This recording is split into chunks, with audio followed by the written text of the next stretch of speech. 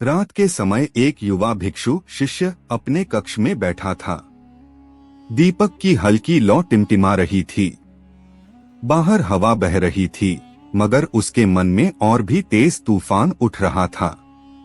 वह लगातार सोच रहा था, क्या मैंने सही रास्ता चुना? क्या मैं ज्ञान प्राप्त कर पाऊंगा? अगर नहीं तो? अगर गुरुजी नाराज हो गए तो? अगर मैं असफल हुआ तो? उसके मन में एक के बाद एक विचार उठ रहे थे। जैसे समुद्र की लहरें किनारे पर टकराकर लौट जाती हैं, वैसे ही विचार आते और उसे थका देते। उसने सोचा, मन शांत होना चाहिए, लेकिन यह तो और बेचैन हो रहा है। मैं तो ध्यान करने बैठता हूँ, लेकिन ध्यान की जगह विचारों की भीड़ लग जाती है। शायद मैं कभी सफल न हो पाऊं। अगली सुबह वह सीधे भगवान बुद्ध के पास पहुंचा। उसकी आंखों में नींद की कमी और माथे पर चिंता की रेखाएं साफ झलक रही थीं। उसने झुककर कहा, भगवान, मेरा मन लगातार विचारों से भरा रहता है। मैं ध्यान करने बैठता हूँ तो और भी ज्यादा सोचने लगता हूँ। मैं हर बात को बार बार सोचता हूँ, क्या होगा, क्यों होगा, कब होगा। ये ओवरथिंकिंग मुझे खा रही है। क्या मैं कभी शांति पा सकूंगा? बुद्ध मुस्कुराए। उनकी आंखों में गहरी करुणा और शांति थी। उन्होंने कहा, प्रिय भिक्षु, तुम अकेले नहीं हो। हर इंसान का मन यही करता है। मन की प्रकृति ही है भटकना और विचारों में उलझना।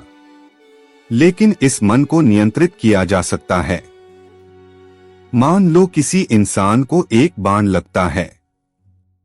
वह घायल हो जाता है, उसे दर्द होता है। अब सोचो, अगर उसी इंसान को दूसरा बाण भी लगे तो उसका दर्द और बढ़ जाएगा। पहला बाण वास्तविक समस्या है, लेकिन दूसरा बाण हम खुद चलाते हैं जब हम उस समस्या पर बार बार सोचते हैं, डरते हैं, चिंता करते हैं। यही ओवरथिंकिंग है। तुम्हें समझना होगा कि जीवन में पहला बाण तो कोई भी झेल सकता है, लेकिन दूसरा बाण खुद मत चलाओ। भिक्षु ध्यान से सुन रहा था। उसे लगा जैसे उसके भीतर की गांठ खुल रही है। वह बोला, भगवान, तो क्या मैं हर समस्या पर सोचना ही बंद कर दूं? बुद्ध ने कहा, नहीं। सोच जरूरी है, लेकिन सही दिशा में। समस्या को पहचानो, उसका समाधान सोचो और फिर मन को छोड़ दो। अगर बार बार उसी विचार को दोहराओगे तो तुम कभी वर्तमान का आनंद नहीं ले पाओगे। याद रखो, विचार गाड़ी के पहियों की तरह हैं। अगर गाड़ी को बार बार एक ही जगह घुमाते रहोगे तो वह आगे नहीं बढ़ेगी। बुद्ध ने आगे कहा, ओवरथिंकिंग रोकने की पहली चाबी है वर्तमान पर ध्यान देना। जब मन इधर उधर भागे तो खुद से कहो, मैं अभी यहाँ हूँ। जो होगा देखा जाएगा। मन को सांस पर टिकाओ। एक एक श्वास को देखो। विचार आएंगे, लेकिन उन्हें पकड़ो मत। उन्हें ऐसे जाने दो जैसे आकाश में बादल आते और चले जाते हैं। भिक्षु की पहली साधना। उस दिन से भिक्षु ने बुद्ध की शिक्षा को अपनाना शुरू किया। वह रोज ध्यान में बैठता और जब भी विचारों की भीड़ आती तो वह बस मुस्कुराकर कहता, ये सिर्फ बादल हैं, मैं आसमान हूँ। धीरे धीरे उसने महसूस किया कि उसका मन पहले से हल्का होने लगा है। उसे पहली बार समझ आया कि सोच और ओवरथिंकिंग में फर्क है। सोच समाधान लाती है, लेकिन ओवरथिंकिंग सिर्फ चिंता। भिक्षु ने बुद्ध की पहली शिक्षा अपनाई थी। अब वह सांस पर ध्यान देना सीख रहा था, लेकिन मन का खेल इतना आसान नहीं था। कुछ दिनों तक सब ठीक चला, लेकिन फिर एक दिन वह परेशान होकर फिर से बुद्ध के पास आया। उसने कहा, भगवान, मैं आपकी बात मानता हूँ। मैं सांस पर ध्यान करता हूँ, विचारों को बादल मानकर जाने देता हूँ, लेकिन मन है कि मानता नहीं। कभी भविष्य की चिंता करता हूँ, कभी अतीत की गलतियों को याद करता हूँ। कभी लगता है कि मैं आगे बढ़ रहा हूँ, कभी लगता है मैं फंस गया हूँ। ये मन एक भूल भुलिया जैसा क्यों है? बुद्ध शांत स्वर में बोले, प्रिय भिक्षु, मन का स्वभाव ही है भटकना। तुम देखो, हवा का काम है बहना, पानी का काम है बहना, आग का काम है जलना। इसी तरह मन का काम है विचार पैदा करना। अगर तुम ये चाहो कि मन कभी विचार न करे तो यह संभव नहीं। लेकिन अगर तुम यह सीख लो कि विचारों में खोना नहीं है तो तुम मुक्त हो जाओगे। बुद्ध ने एक उदाहरण दिया। एक बार जंगल में एक बंदर ने दर्पण देखा। उसने उसमें अपनी ही छवि देखी और समझा कि कोई दूसरा बंदर है। वह छवि को पकड़ने की कोशिश करता, कभी उससे लड़ता, कभी उससे खेलता, लेकिन असल में तो वहां कुछ था ही नहीं। ऐसा ही तुम्हारा मन करता है। वह अपने ही विचारों को सच मान लेता है और फिर उन्हीं में उलझ जाता है। याद रखो, हर विचार सच नहीं होता। जैसे दर्पण की छवि असली नहीं, वैसे ही मन की बहुत सी कल्पनाएं भी असली नहीं होती। भिक्षु बोला, लेकिन भगवान, विचार तो अपने आप आते हैं, मैं उन्हें कैसे रोकूं? कई बार तो मैं अनजाने ही सोचने लगता हूं। बुद्ध मुस्कुराए और बोले, विचारों को रोकने की कोशिश मत करो, उन्हें बस देखो। जब तुम किसी विचार को आते हुए देखते हो और उसे पकड़ते नहीं तो वह धीरे धीरे खुद ही चला जाता है। समस्या तब होती है जब तुम विचार को सच मानकर उसके पीछे भागने लगते हो। बुद्ध ने एक और कहानी सुनाई। एक किसान था जो अपने कंधे पर भारी बोझ उठाकर चल रहा था।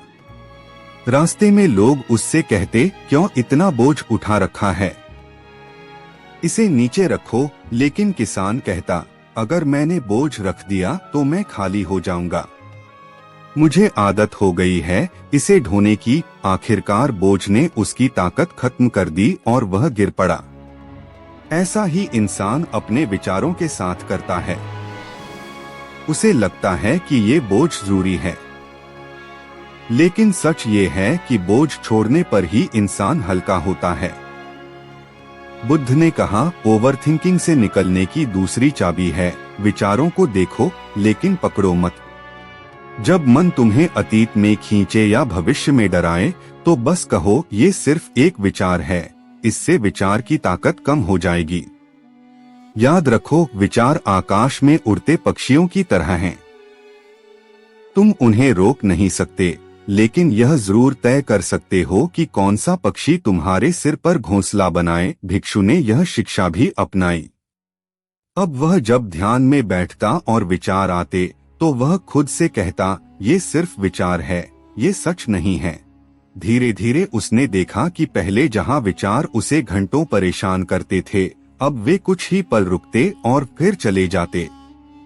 मन हल्का होने लगा, लेकिन वह यह भी समझ चुका था कि यात्रा लंबी है। भिक्षु अब पहले से शांत था। उसने बुद्ध की दोनों शिक्षाएं अपनाई थीं, वर्तमान पर टिकना, विचारों को देखना लेकिन पकड़ना नहीं। उसका मन हल्का होने लगा था, लेकिन पूरी मुक्ति अभी भी दूर थी। एक दिन ध्यान करते करते उसके मन में फिर से सवाल उठा, अगर भविष्य में कोई बड़ा संकट आया तो? अगर मेरी साधना टूट गई तो? अगर मैं फिर से ओवरथिंकिंग में फंस गया तो? वह तुरंत बुद्ध के पास पहुंचा और बोला, भगवान, मैं काफी बदल गया हूं, लेकिन मन बार बार डराता है। यह सोचता हूं कि कहीं फिर से वही स्थिति न आ जाए। मैं स्थायी शांति कैसे पाऊं? बुद्ध ने गहरी नजर से उसकी ओर देखा और कहा, प्रिय भिक्षु, यह जो अगर है यही तुम्हें जकड़े हुए है। तुम देखो, भविष्य अभी आया नहीं, अतीत चला गया, सिर्फ यह क्षण है जो तुम्हारे पास है। जो व्यक्ति हर पल को जैसे है वैसे स्वीकार कर लेता है, वही मुक्त होता है। ओवरथिंकिंग तब होती है जब मन इस क्षण को छोड़कर अतीत या भविष्य में भटकता है। याद रखो, सच्चा जीवन सिर्फ अभी है। बुद्ध ने आगे कहा, जीवन नदी की तरह है, क्या तुमने कभी नदी का पानी रोकने की कोशिश की है? अगर तुम हाथों से पानी पकड़ोगे तो वह फिसल जाएगा। विचार भी ऐसे ही हैं। अगर तुम उन्हें पकड़ोगे तो बेचैनी होगी, अगर उन्हें बहने दोगे तो शांति होगी। मुक्ति का मार्ग यही है, विचारों को आने दो, जाने दो, लेकिन बहने दो। मन को प्रवाह बनने दो, कैद मत करो। भिक्षु ने बुद्ध की बात सुनी और गहरी सांस ली। उसने पहली बार महसूस किया कि उसका डर भी सिर्फ एक विचार है। उसने सोचा, अगर भविष्य आएगा तो मैं उसका सामना करूंगा, अगर अतीत था तो वह जा चुका है, मेरे पास सिर्फ यह क्षण है। उस दिन से उसने हर छोटी बड़ी बात में वर्तमान को पकड़ना शुरू किया। खाना खाते समय वह सिर्फ स्वाद पर ध्यान देता, चलते समय सिर्फ कदमों की आहट सुनता, ध्यान करते समय सिर्फ सांस पर ध्यान देता। धीरे धीरे उसके भीतर गहरी शांति उतरने लगी। कुछ दिनों बाद बुद्ध ने उसे 3 अंतिम कदम बताए। सचेतनता, माइंडफुलनेस, हर पल जो कर रहे हो उसे पूरी जागरूकता से करो। खाना खा रहे हो तो सिर्फ खाना खाओ, सोचो मत। चल रहे हो तो सिर्फ चलो, मन कहीं और मत भटकाओ। स्वीकार, एक्सेप्टेंस, जो हुआ उसे स्वीकार करो, जो होगा उसे भी स्वीकारने की तैयारी रखो। लड़ाई मत करो, स्वीकार करो, क्योंकि जितना लड़ोगे उतनी ही ओवरथिंकिंग बढ़ेगी। कुछ दिनों बाद बुद्ध ने उसे 3 अंतिम कदम बताए। सचेतनता, माइंडफुलनेस, हर पल जो कर रहे हो उसे पूरी जागरूकता से करो। खाना खा रहे हो तो सिर्फ खाना खाओ, सोचो मत। चल रहे हो तो सिर्फ चलो, मन कहीं और मत भटकाओ। स्वीकार, एक्सेप्टेंस, जो हुआ उसे स्वीकार करो, जो होगा उसे भी स्वीकारने की तैयारी रखो। लड़ाई मत करो, स्वीकार करो, क्योंकि जितना लड़ोगे उतनी ही ओवरथिंकिंग बढ़ेगी। छोड़ना, लेट गो, मन की जंजीरें छोड़ना सीखो। अगर कोई विचार बार बार आ रहा है तो कहो, तुम्हें आने की इजाजत है, लेकिन मैं तुम्हें पकड़ूंगा नहीं। भिक्षु ने इन 3 कदमों को अपनी साधना में उतारा।